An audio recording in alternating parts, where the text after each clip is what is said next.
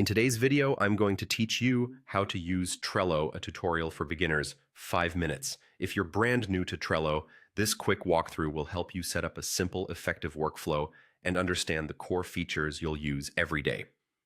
First, head to the Trello website and sign up for a free account.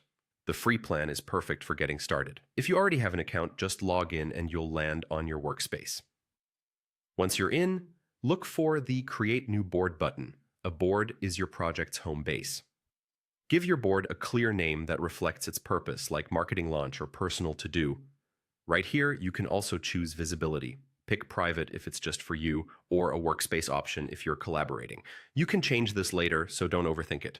On your new board, you'll see that Trello is built from two simple building blocks: lists and cards. Lists are the vertical columns that represent stages of work, and cards are the individual tasks or ideas that move through those stages. Rename your lists to match your process. A classic setup is to do, in progress, and completed. If you're managing content, you might prefer ideas, research, writing, editing, and ready for publishing. You can drag and drop lists to rearrange them as your process evolves. Now add your first tasks. In any list, click Add a Card and type a short, action-oriented title. Cards are meant to be quick to add, so keep the title concise. As work advances, drag cards from one list to the next. That simple movement is how you track progress visually at a glance.